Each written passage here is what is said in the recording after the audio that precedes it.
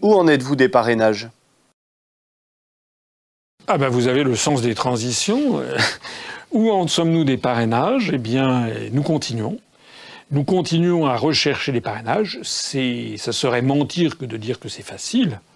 C'est difficile. Et je voudrais rendre ici un vibrant hommage à nos démarcheurs à travers toute la France qui essayent d'obtenir et en obtiennent des promesses de parrainage pour l'élection présidentielle. Je rappelle qu'il en faut 500 et je lance ici un appel à tous ceux qui m'écoutent et en particulier aux maires des petits villages de France qui m'écoutent. On en a vu récemment, il y a un maire qui nous a écrit spontanément pour parrainer parce que grâce à Internet, de plus en plus de gens me connaissent et connaissent l'UPR.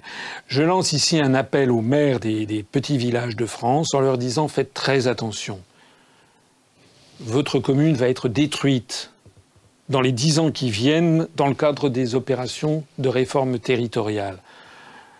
Environ 18 à 20 000 communes vont disparaître de la carte de France sur 36 000 au cours des 10 ans qui viennent, par des regroupements forcés de communes. Moi, je rencontre des maires. Je vois des maires de petits villages.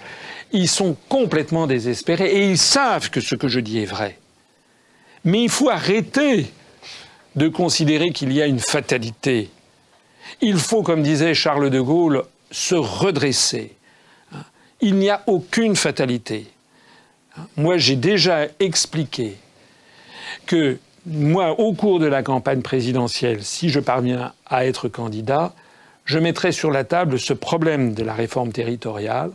Je proposerai un arrêt immédiat des regroupements forcés de communes et un bilan de ces opérations qui sont, à travers toute la France, catastrophiques.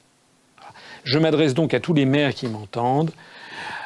Ne partez pas battus. Ce à quoi on s'attaque avec cette fusion forceps de 25, 28, 30 communes d'un seul coup, c'est en fait de vouloir s'attaquer à ce qui fait l'âme et l'identité de la France depuis des siècles, des siècles, des siècles. Les communes, c'était les paroisses sous l'Ancien Régime. Donc, à tous les maires qui m'écoutent, je leur demande de ne pas hésiter un instant, de ne pas avoir peur de présenter un candidat au Conseil constitutionnel, même si ce candidat n'a pas accès aux grands médias. Ça n'est pas un vote, c'est simplement la présentation d'un candidat. Et puis à tous les démarcheurs qui m'écoutent, je leur dis de continuer les recherches, parce que j'ai vraiment bon espoir que nous pourrons tous ensemble parvenir à ce que je souhaite ardemment pour le mouvement, pour l'Union populaire républicaine, pour obtenir cette notoriété nationale qui nous est refusée en fait actuellement, ce qui permettra une croissance verticale de notre mouvement à partir du moment où je serai officiellement candidat.